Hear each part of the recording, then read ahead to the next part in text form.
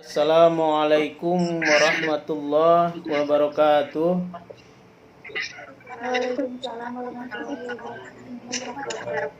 Alhamdulillahirabbil alamin wa bihi nasta'inu ala umuri dunya waddin wa ala alihi wa sahbihi ajmain. Asyhadu an la ilaha illallah wahdahu la syarikalah wa asyhadu anna Muhammadan abduhu wa rasuluh la nabiyya ba'da. Asyhadu an la ilaha illallah wahdahu la syarikalah wa asyhadu anna Muhammadan abduhu wa rasuluh. Amma ba'du. Ihdinas siratal mustaqim. Alhamdulillah pada kesempatan ini kita dapat bertatap muka di Google Meet ya, bukan di Zoom meeting. Karena biasanya saya suka menggunakan Google Meet. Ya, terima kasih sambil berjalan. Perkuliahan hari ini adalah melalui online ya, melalui melalui komunikasi ya, alat komunikasi video.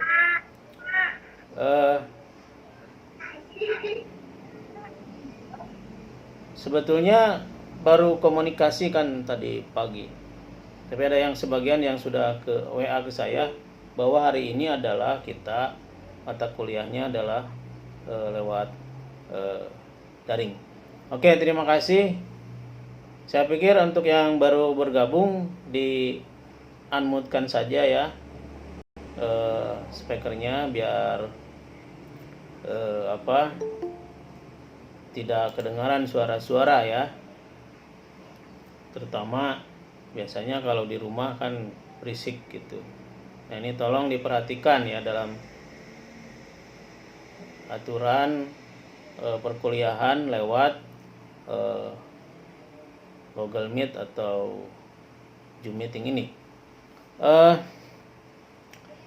Ulumul Quran yang pertemuan hari ini adalah saya akan sedikit menjelaskan tentang masalah pengertian ya, meskipun yang kemarin sudah juga saya sampaikan bahwa pengertian ulum Al-Quran itu lebih ke ilmu ya. Ulumnya itu adalah berasal dari kata bahasa Arab ulum ya, merupakan bentuk jamak dari kata ilmu gitu ya. Kenapa disebut ulum saja? Karena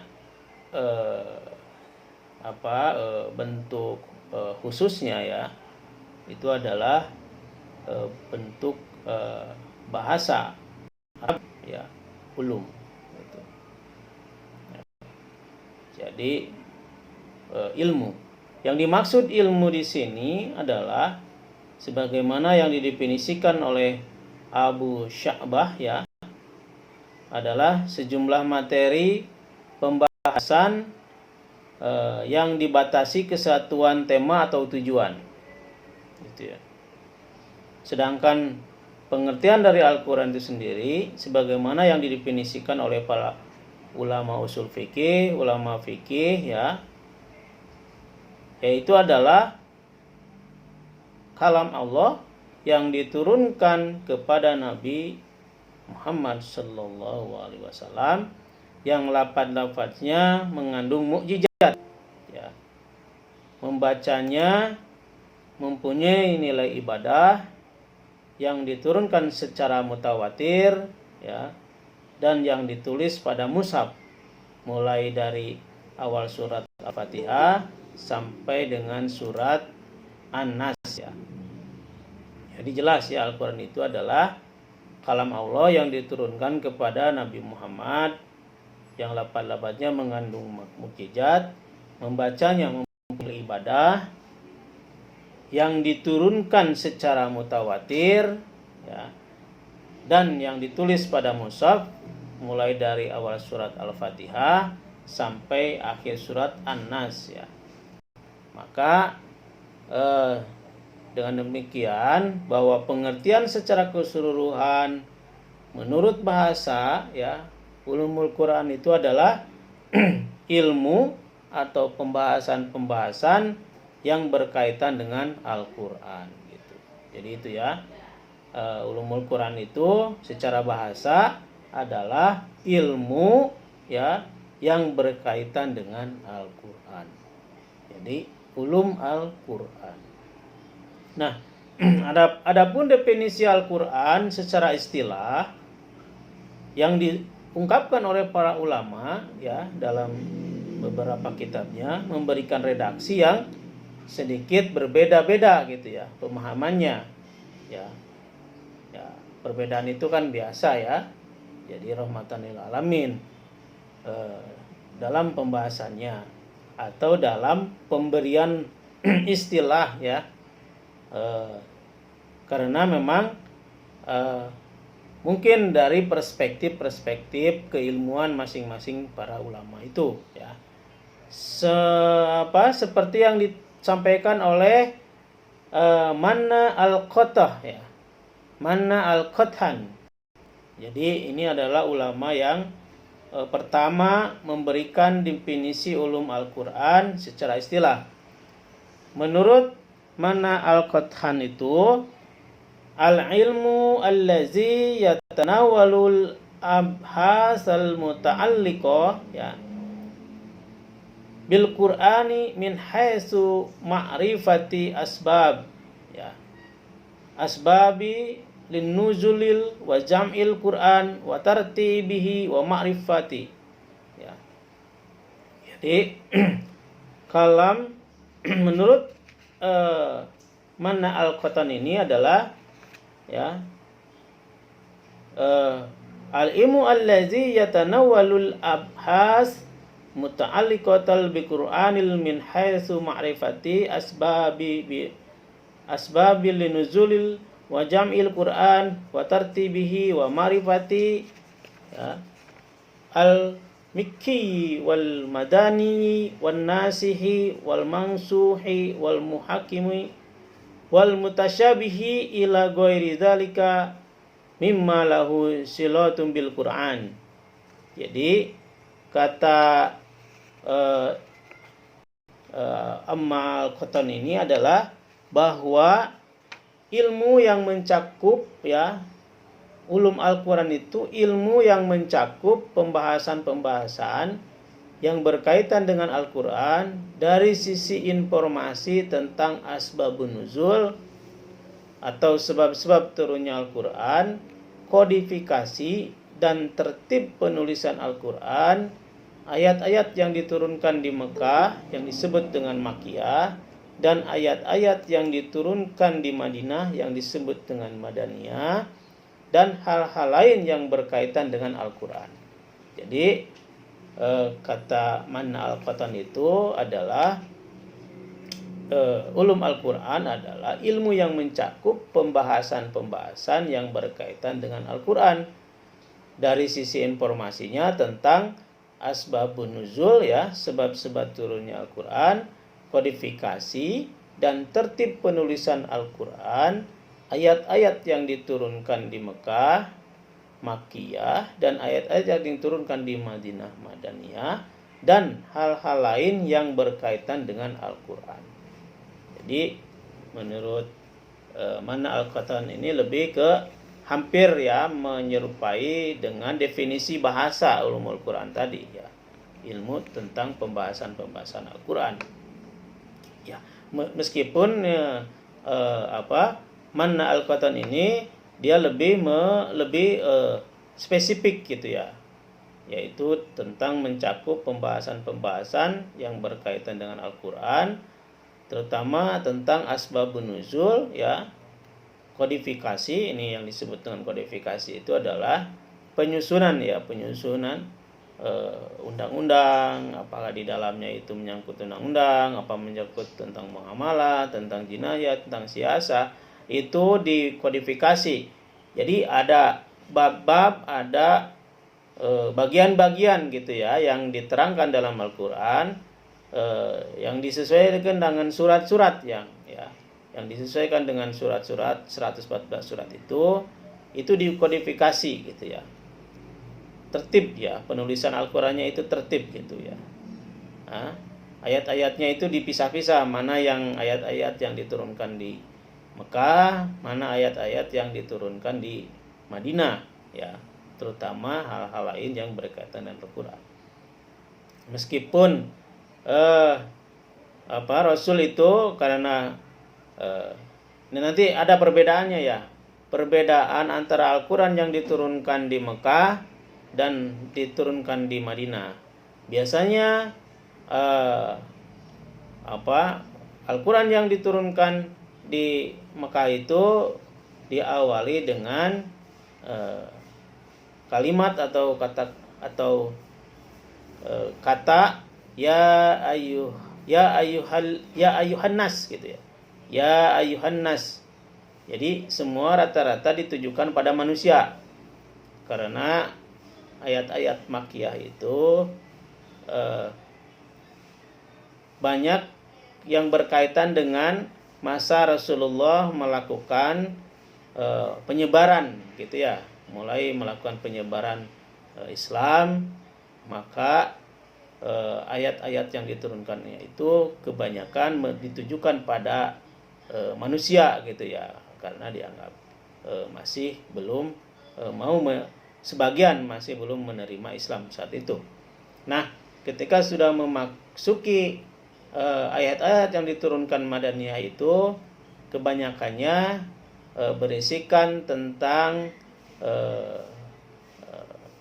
yang ditujukan kepada umat manusia yang sudah beriman. Bismillahirrahmanirrahim, misalkan ya ayyuhalladzina amanu gitu ya. Ya ayyuhalladzina amanu gitu. Hai orang-orang yang beriman. Karena memang sudah memasuki sudah banyak waktu itu, terutama pasca Rasulullah melakukan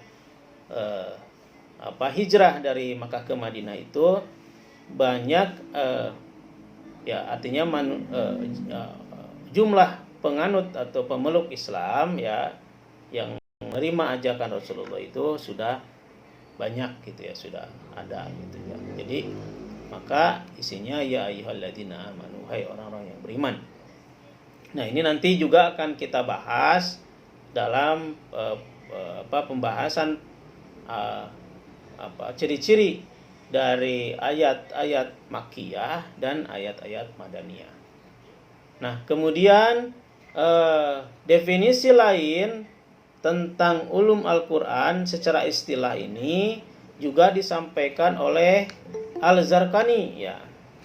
Al-Zarqani itu ulama juga ya yang mempelajari tentang ulum Al-Qur'an. Menurut Al-Zarqani ya,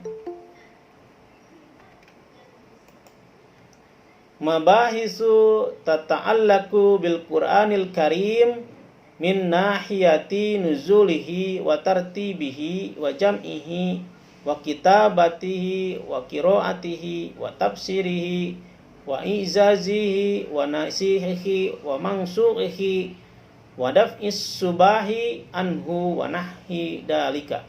Jadi kata Al-Zarqani itu bahwa beberapa pembahasan yang berkaitan dengan Al-Qur'an itu dari sisi turunnya, urutan penulisannya, kodifikasinya, cara membacanya, kemukjizatannya, nasih dan mansuhnya, dan penolakan hal-hal yang bisa menimbulkan keraguan terhadapnya serta hal-hal lain.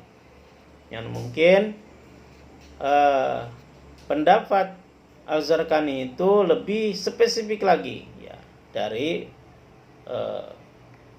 ulum Al-Qur'an menurut istilah, karena Al-Zarqani lebih menitik beratkan pada dari asbabun nuzul ya. Nah, urutan penulisannya, kemudian kodifikasinya, cara membacanya, kemujizatannya. Nah, ini.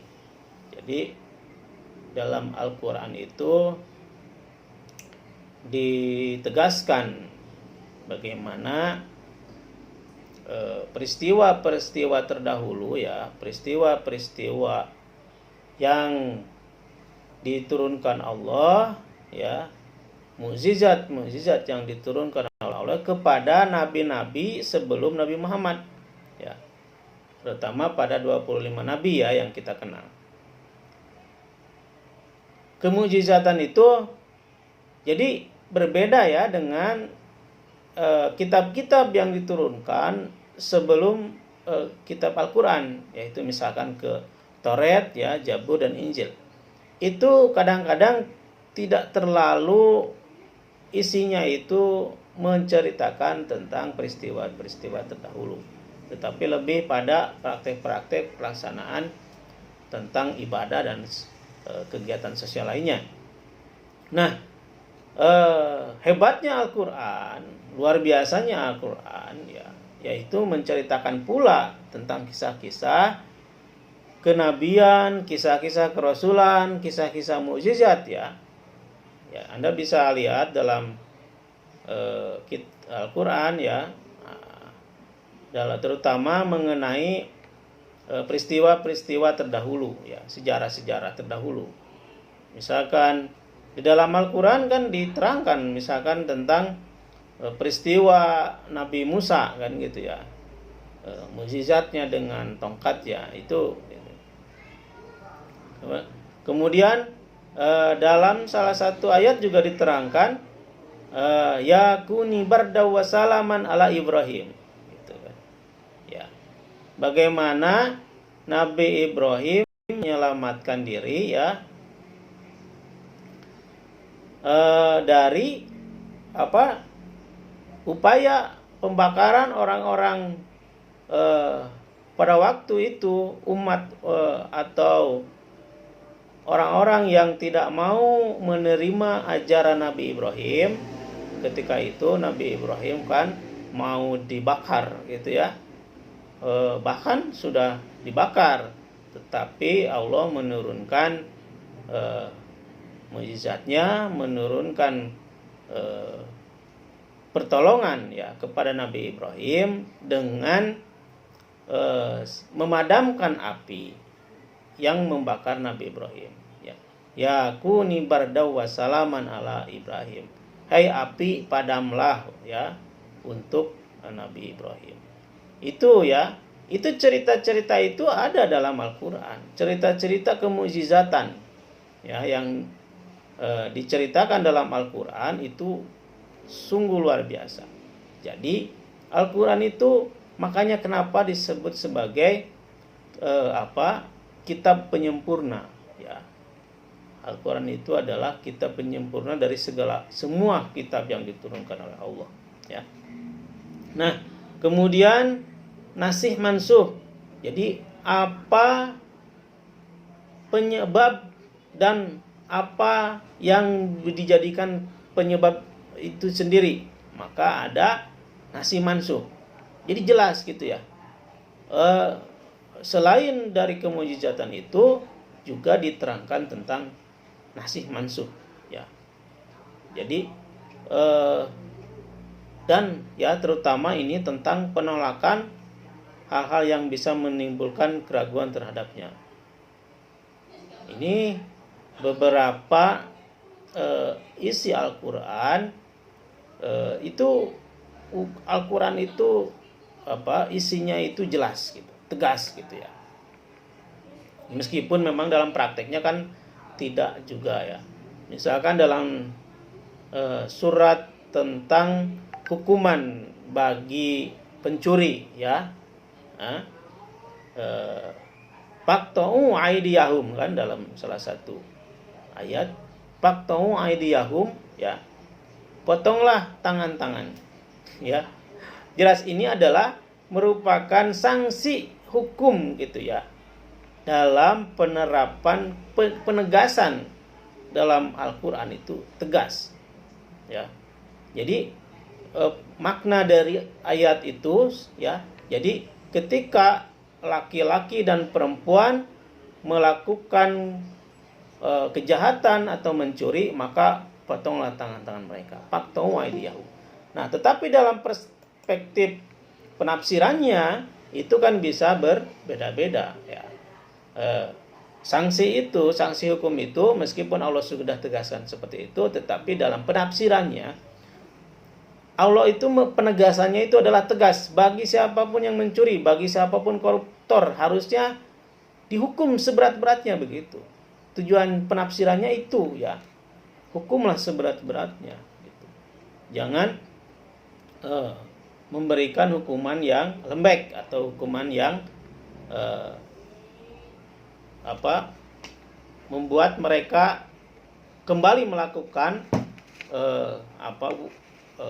kelakuan itu gitu ya. Jadi sudah jelas ya dalam Al-Quran itu ditegaskan bahwa bagi siapa pelaku pencurian, pembunuhan, korupsi dan sebagainya, maka hukumlah setegas-tegasnya gitu ya. Seberat-beratnya begitu, karena mereka yang akan mengajukan. Nah, itu adalah untuk agar manusia tidak menimbulkan keraguan ya di dalam penetapan hukum dalam Al-Quran gitu. Itu ya, serta hal-hal lain ya dalam definisi ulum Al-Quran menurut istilah ya Az-Zarqani itu ya. Jadi itu yang membedakannya. Selain asbabun nuzul, urutan kodifikasi membaca dan kemujizatannya, nasi mansu dan penolakan yang menimbulkan keraguan terhadapnya serta hal-hal lain. Nah, kemudian definisi Al-Quran menurut istilah para ulama yang lain, yaitu menurut Abu Syahbah ya. Menurut Abu Syahbah ini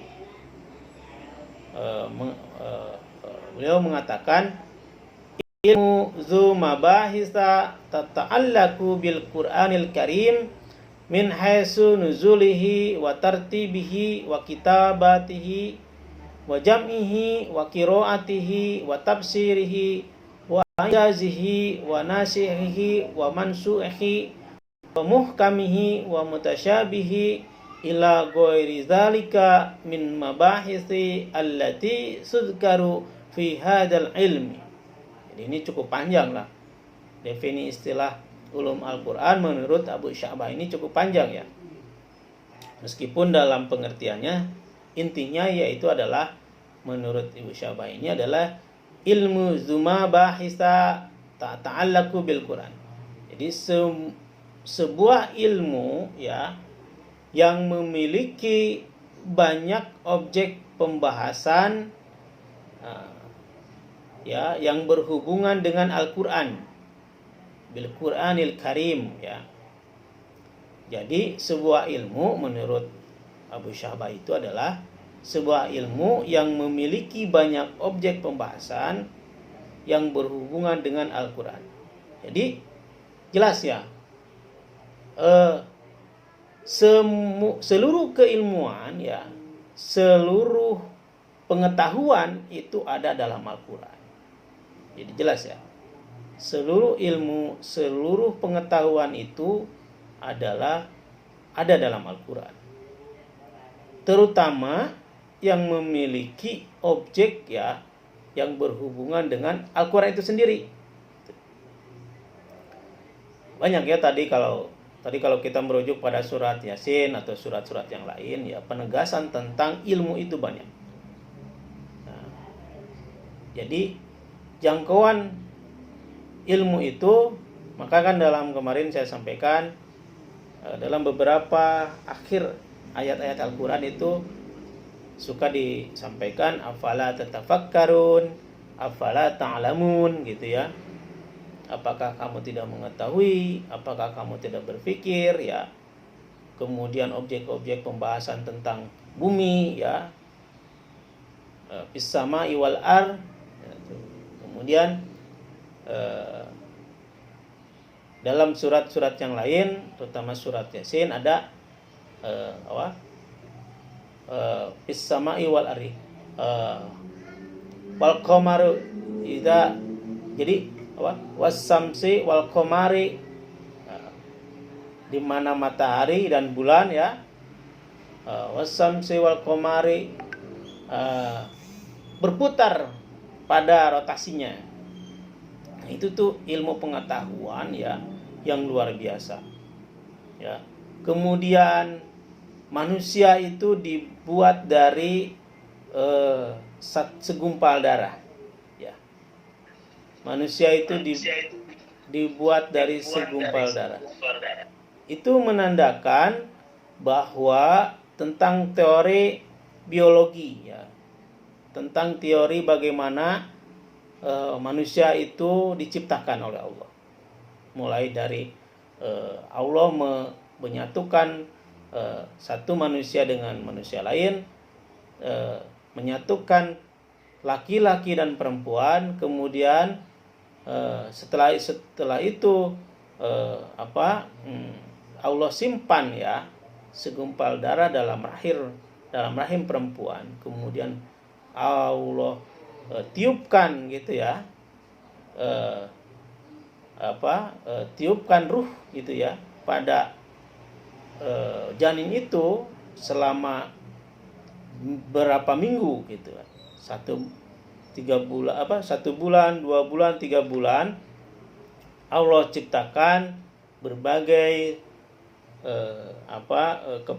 berbagai alat-alat ya, atau bagian-bagian tubuh dari manusia itu, sehingga kemudian Allah lahirkan pada usia 9 menginjak 9 bulan ya, sehingga terciptalah manusia. Nah, itu di dalam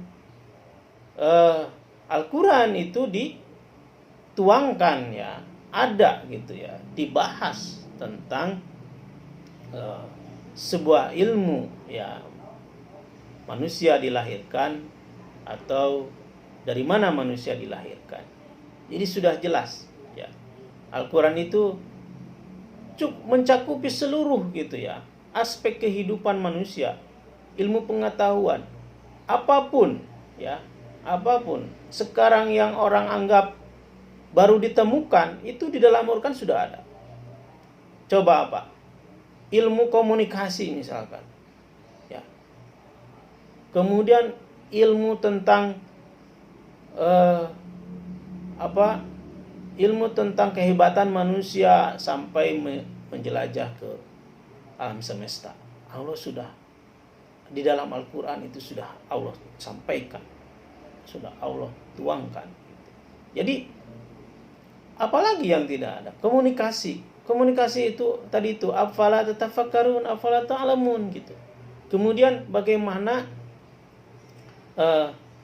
manusia itu menciptakan hal-hal yang baru ya, yang dianggap saat ini adalah luar biasa, tetapi di dalam Al-Quran itu sudah ada. Tadi itu masalah atom, masalah molekul-molekul itu Allah sudah jelaskan ya di dalam beberapa ayat Al-Qur'annya.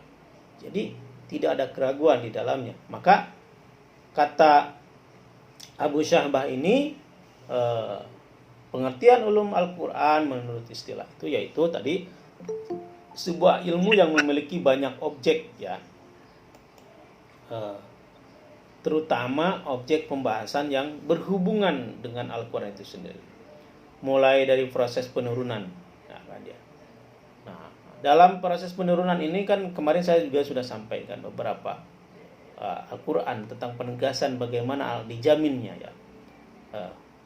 Inna nahnu nazalna dzikra wa inna lahafidun, kan gitu. Bagaimana aku menurunkan Quran dan bagaimana aku akan menjaganya. Jaminan Allah ya. Kemudian bagaimana pelaksanaan ketika Rasulullah menerima wahyu di dalam pelaksanaan Isra Mi'raj. Kemudian bagaimana Rasulullah menerima ayat pertama ya.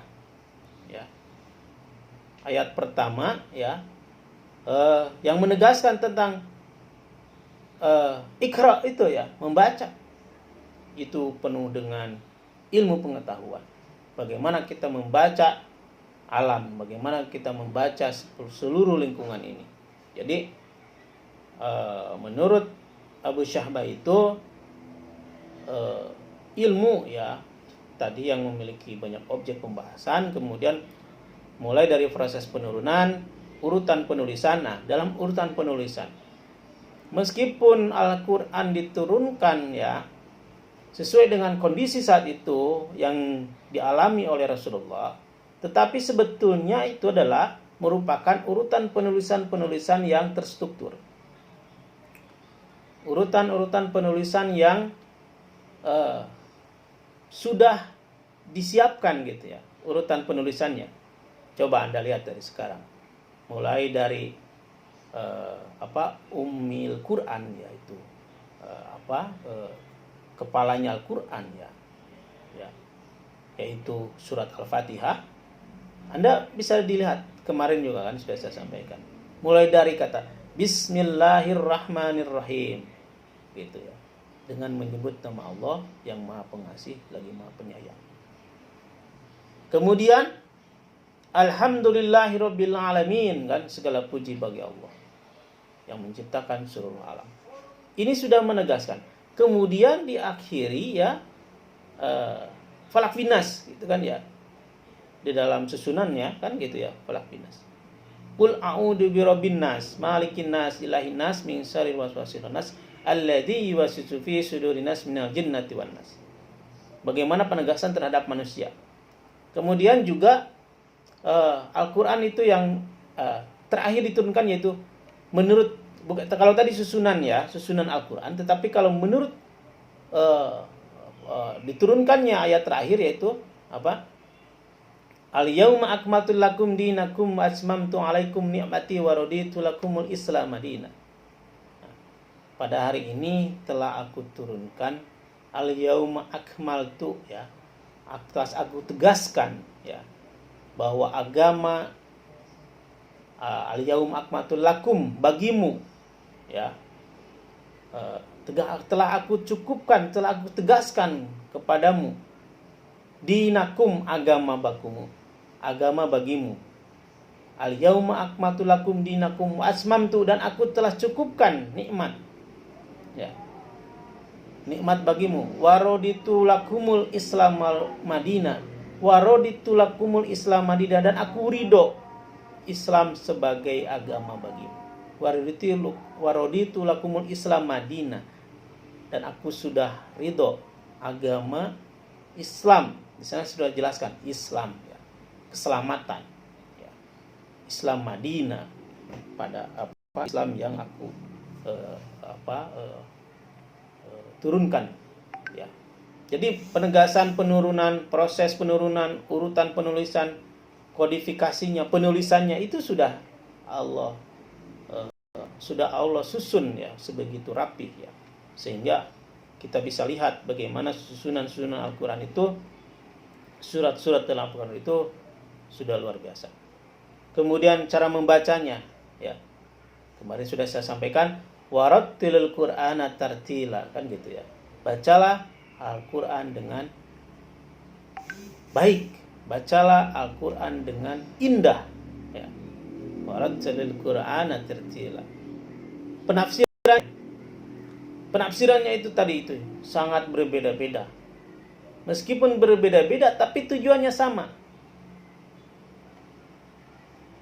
Pokok pemikirannya sama. Itu hanya dalam beberapa praktek-prakteknya saja. Ya. Jadi dalam penafsiran itu ya, kalau saya sebut kemarin sebagai apa? Interpretasi ya, interpretasi. Ya. Kalau dalam istilah baratnya yaitu hermeneutik gitu ya. Pemahaman hermeneutik itu sebetulnya bukan saja pada penafsiran kitab-kitab Injil, Zabur, Torat, tetapi juga pada penafsiran ya. Penafsiran dalam Al-Quran, hermeneutik. Jadi ada hermeneutik Al-Quran ada. Ya. Jadi penafsiran itu tadi ada tafsir Jalalain, tafsir Al-Marogi, tafsir Ibnu Katsir ya. Nah, jadi kemudian ada yang dikarang oleh Al-Wisihab ya. Itu tafsir-tafsir yang dibuat oleh para ulama Indonesia.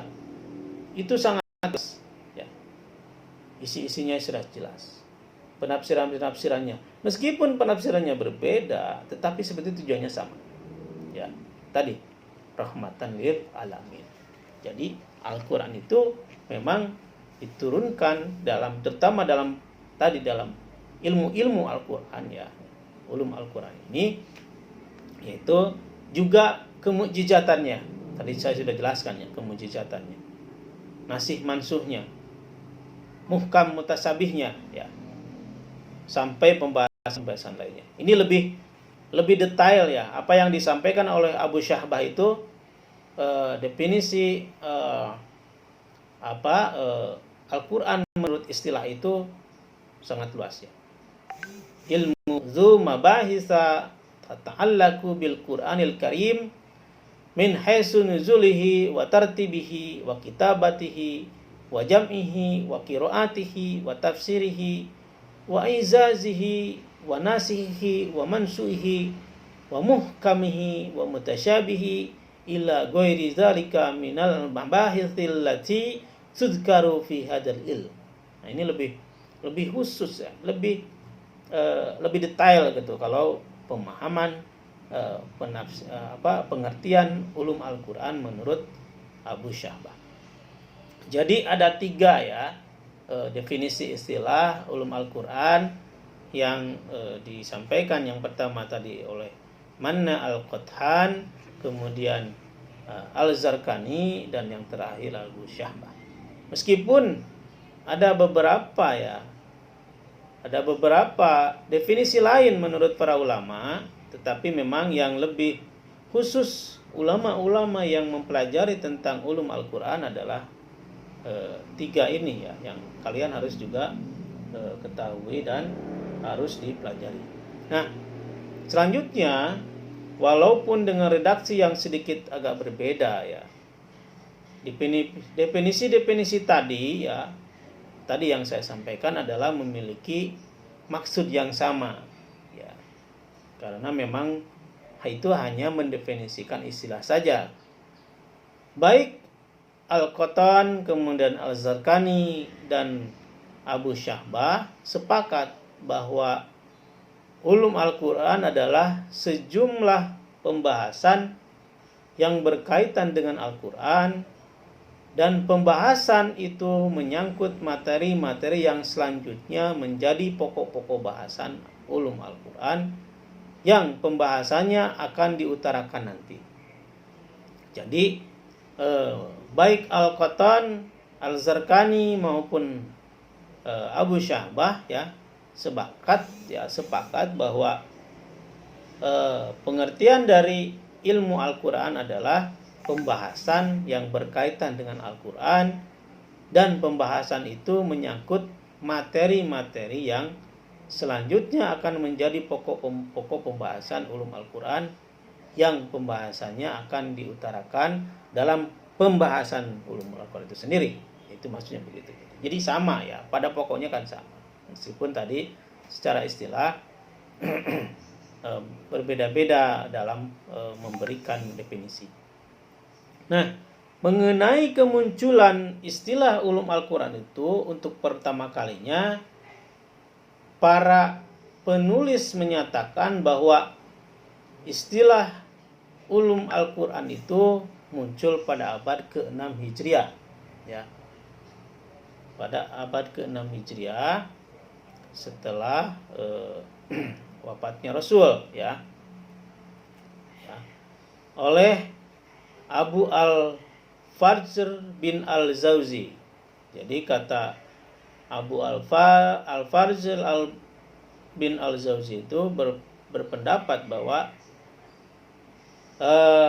dari Asy-Syuyuti ya, dalam pengantar kitab Al-I'tiqan, Al-Zarqani menyatakan bahwa istilah ulum Al-Qur'an muncul pada abad ke-5 Hijriah melalui tangan Al-Hufi ya, atau 430 Hijriah.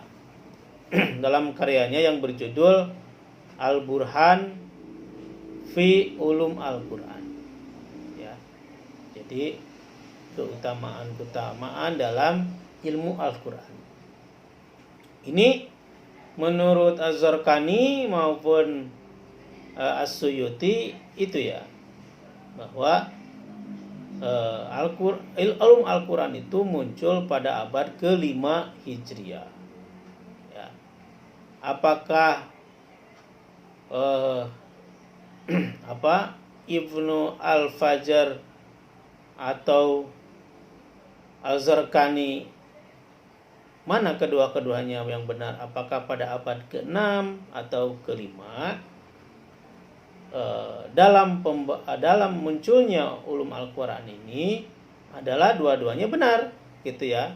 Karena memang kalau mengacu pada abad ke-5, yaitu abad ketika Rasulullah masih hadir ya, ketika Rasulullah masih hidup. Nah, karena waktu itu juga sebetulnya penulisan Al-Quran itu sudah muncul. Ya, penulisan Al-Quran sudah muncul, meskipun memang belum dikodifikasi atau belum dimushafkan gitu ya. Kemudian apakah pada abad ke-6 juga betul? Nah, apalagi abad ke-6. Jadi di antara abad ke-5 dan ke-6. Karena abad ke-6 itu rencana menjadikan mushaf ya. Jadi selebaran Al-Quran itu mau dimushafkan itu, maka lebih fokus lagi dalam pembahasan ulum Al-Qurannya. Gitu. Jadi kalau pada abad ke-5 itu muncul dari karyanya Burhan fi Ulum Al-Quran. Ya, jadi di dalam karya yang berjudul Al-Burhan fi Ulum Al-Quran. Nah, analisis lain juga dikemukakan oleh Abu Syahbah ya, dalam Mubahis fi Ulum Al-Quran dan Dar Al-Kalam li Al-Malayin ya, Beirut. Ini di dalam tulisan Subhi As-Sahih ya, tahun 1988 halaman 124. Nah, menurut Abu Syahbah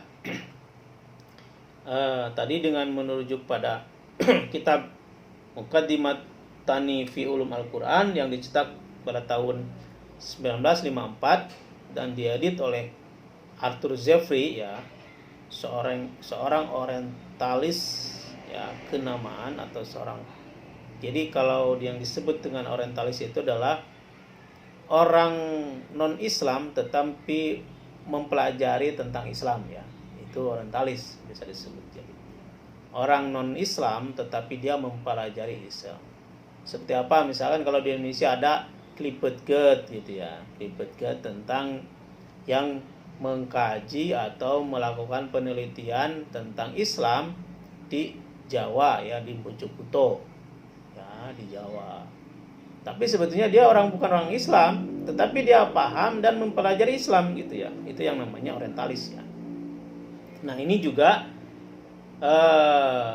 sesuai apa yang disampaikan oleh Abu Syahbah itu, bahwa merujuk pada kitab Muqaddimatin fi Ulum Al-Quran ya, yang dicetak pada tahun 1954 dan diedit oleh Arthur Jeffrey ya, bahwa yaitu Arthur Jeffrey itu nggak namanya juga Arthur ya, Jeffrey ya, orientalis kenamaan, berpendapat bahwa istilah ulum Al-Quran muncul dengan ditulisnya kitab Al-Mabani fi Nazham Al-Ma'ani yang ditulis tahun 425 Hijriah atau abad ke-5 Hijriah. Ya, jadi pada yang ditulis pada tahun 1425 Hijriah atau abad ke-5 Hijriah. Nah, sayangnya penulis kitab itu belum ditemukan sampai sekarang ya. Al-Mabani fi Najm Al-Ma'ani ini belum ditemukan gitu ya. Nah, sayangnya ya, penulisnya terutama ya. Nah, kitabnya ini dicetak mencapai 250 halaman dan menyajikan pembahasan-pembahasan tentang Makki Madani, Nuzul Al-Quran, kodifikasi Al-Quran, penulisan dan mushaf, penolakan terhadap berbagai keraguan menyangkut mengkodifikasi Al-Quran, dan penulisan mushaf, jumlah surat dan ayat, tafsir, ya, takwil, muhkam, mutasabih, turunnya Al-Quran dengan 7 huruf, ya, syab'ah ahruf, ya, dan pembahasan-pembahasan lainnya. Jadi dalam kitab Al-Syahbah ini, menurut Al-Syahbah, ya, yang lebih lanjut, Syahbah juga mengkritik, ya, analisis yang dikemukakan oleh Al-Zarqani. Menurutnya, menyangkut berbagai tambahan-tambahan dalam ulum Al-Quran pada kitab Al-Burhan fi Al-Ulum Al-Quran, itu dinyatakan oleh Al-Zarqani sebagai kitab ulum Al-Quran yang pertama kali muncul. Jadi pembahasan-pembahasan dalam kitab Al-Burhan fi Ulum Al-Quran itu dianggap bahwa kitab itu adalah kitab pertama yang muncul, ya, yang membahas tentang ulum Al-Quran. Nah, persoalannya Az-Zarqani menyatakan juz pertama kitab, ya, kitab Al-Burhan fi Ulum Al-Quran itu hilang, ya. Lalu dari mana ia memperoleh nama kitab itu? Nah, ya, karena memang juz pertamanya hilang, tetapi setelah dilakukan pengecekan, ya, terhadap kitab Kaishif Al-Zunun, ya, menurut Syaban itu ternyata kitab itu ternyata bernama Al-Burhan fi Tafsil Al-Quran, bukan Al-Burhan fi Ulum Al-Quran, tetapi Al-Burhan fi Tafsil Al-Quran, ya, pemaknaan Al-Quran. Nah, pendapat lain dikemukakan oleh Subhi Al-Syarih, ya. Ia berpendapat bahwa istilah ulum Al-Quran sudah muncul semenjak abad ke-3 Hijriah, yaitu ketika Ibnu Al-Marzuban menulis kitab yang berjudul Al-Hawi fil Ulum Al-Quran. Jadi pembahasan-pembahasan Al-Quran itu, ya, terutama dalam definisi-definisi munculnya ulum Al-Quran itu tadi berbagai persepsi, ya, berbagai sejarah, tetapi memang yang paling penting yang harus kalian pahami adalah munculnya istilah ulum Al-Quran itu pada abad ke-4 dan 6, ya. Oh, bukan ke-4 tadi, itu ke-6. Jadi antara abad ke-5 dan ke-6 gitu, ya. Karena memang mungkin penyusunan mushafnya ke-6 gitu. Jadi bukan ke-4 tetapi ke-6. Jadi antara munculnya ulum Al-Quran itu antara abad ke-5 dan ke-6, ya. Ini menurut Al-Zarqani. Nah, kemudian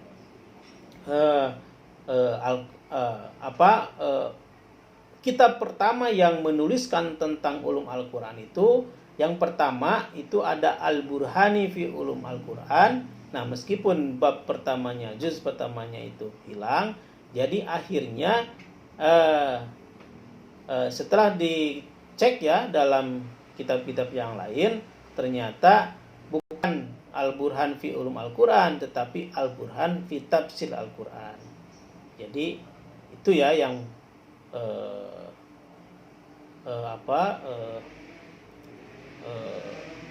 tentang pembahasan ulum Al-Quran.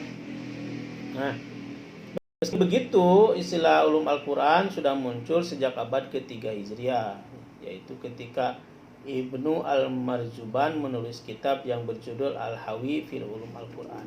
Nah, ini juga muncul kitab Al-Hawi Ulum Al-Quran, tetapi ini juga kan masih jadi perdebatan, ya. Yang paling penting tadi Al-Burhan fi Tafsir Al-Quran, itu yang paling penting. Nah, itu dua definisi, ya, Al-Quran atau ulum Al-Quran menurut 3 ulama. Menurut bahasa itu sudah jelas tadi, bahwa menurut bahasa Al-Quran itu adalah ilmu, ya, yang berkaitan dengan Al-Quran. Ilmu atau pembahasan-pembahasan yang berkaitan dengan Al-Quran. Kemudian menurut istilah tadi ada 3 pendapat, ya, menurut para ulama, yaitu yang pertama Al-Qatan, yang kedua Az-Zarqani, dan yang ketiga Abu Syahbah, ya. Kemudian mereka mendefinisikan tentang Al-Quran itu tadi, ya, ada semuanya sama ya, sebuah ilmu yang memiliki banyak objek pembahasan, baik itu bertulisan, kodifikasi ya, dan makiyah, madaniyah ya, muhkamat, mutasabihat gitu ya, nasih mansuh. Dan itu yang paling penting itu ya dalam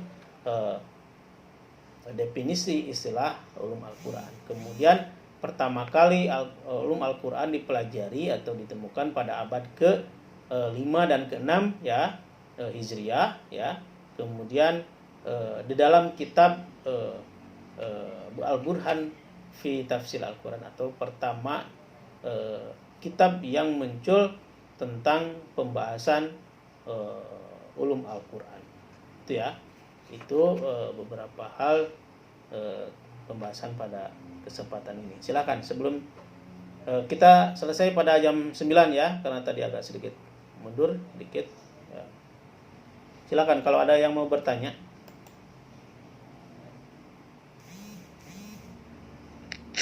Assalamualaikum Bapak, mau bertanya. Silakan sebut namanya ya. Bapak, nama saya Rifka Rahmida. Bapak mau bertanya, mengapa ayat Al-Quran sering sama dan berulang? Apa? Kenapa ayat di dalam Al-Quran sering sama dan berulang? Oh ya. Ya, terima kasih. Bagus pertanyaannya, Rifka Rahmadina. Rahmida ya. Rifka Rahmida. Kenapa? Sebetulnya bukan berulang ya. Tetapi Allah menurunkan Al-Quran itu sesuai dengan penegasannya ya. Kalau dalam istilah ilmu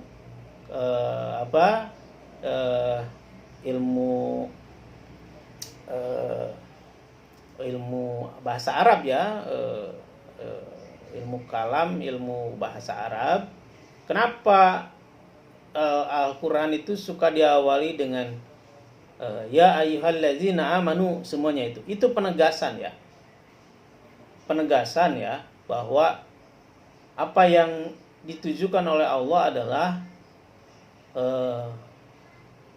sebagai penegasan terhadap umat manusia gitu ya. Ya. Di dalam ilmu qiraah ya, di dalam ilmu tafsir kan seperti itu. Sebetulnya itu bukan pengulangan, itu hanya penegasan saja di awal, terutama di dalam awal-awal kalimat, karena tidak ada satu Al-Quran tumpang tindih dengan satu isi Al-Quran tumpang tindih dengan ayat Al-Quran bertumpang tindih dengan ayat yang lain. Saya pikir tidak ada ya, karena tadi kodifikasi susunan itu sesuai ya, kodifikasi susunan, mana yang muhkamat, mana yang mutasabihat, mana yang makiyah, mana yang madaniyah gitu ya, mana yang masih mansuh gitu. Itu tidak ada yang mengulang-ulang sebetulnya.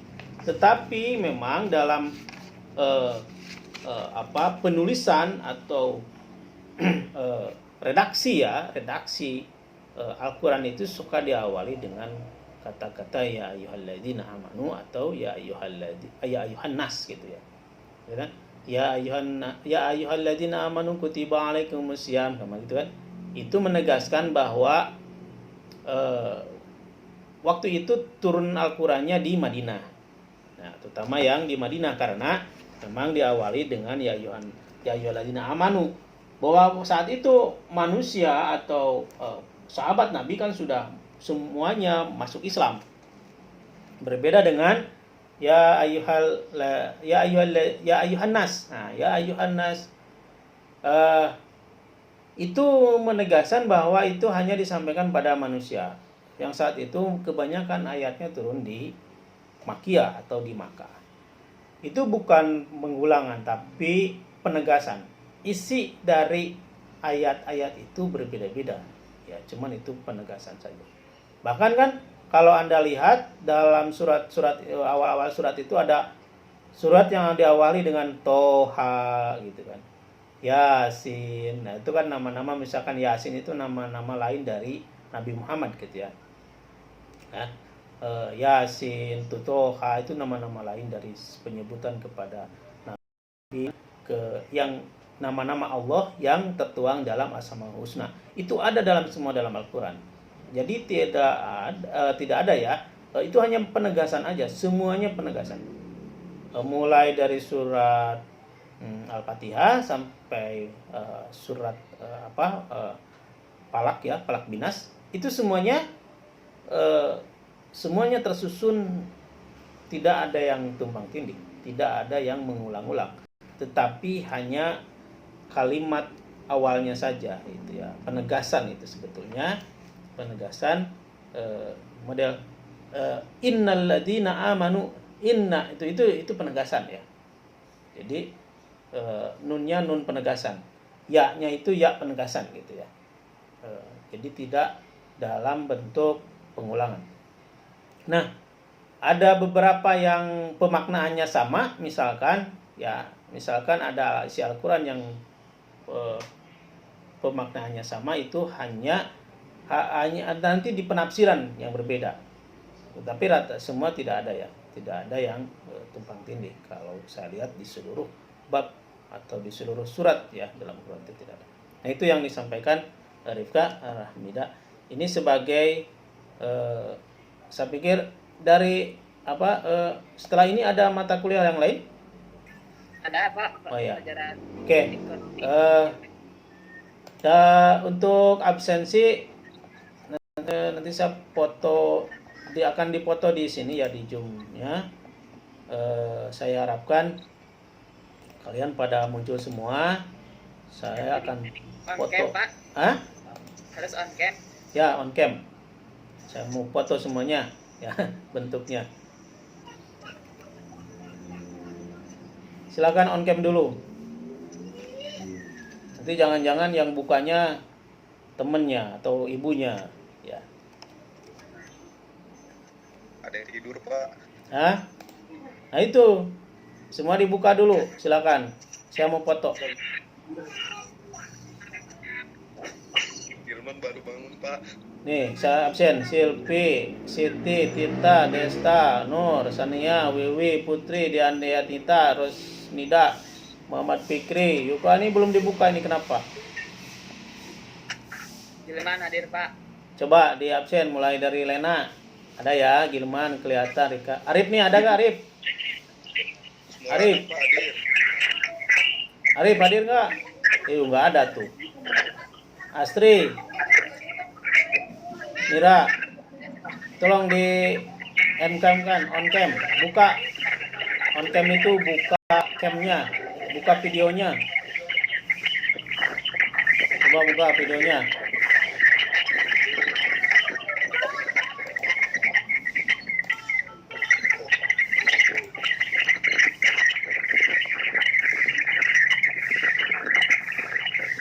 Lu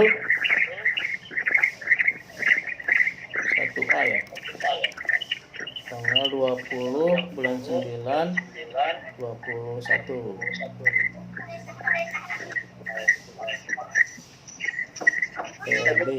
Hah? Hadir nggak?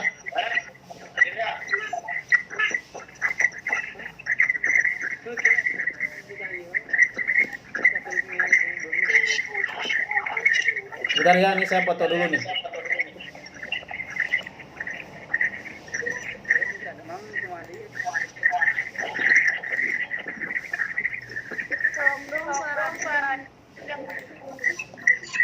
Siap, sang engkem, bisa foto. Shoot, 1, 2, 3.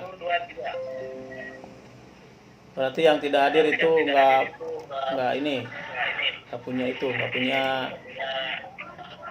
punya cam ya, yang nggak dibuka. Terima kasih dari saya, itu yang saya dapat sampaikan.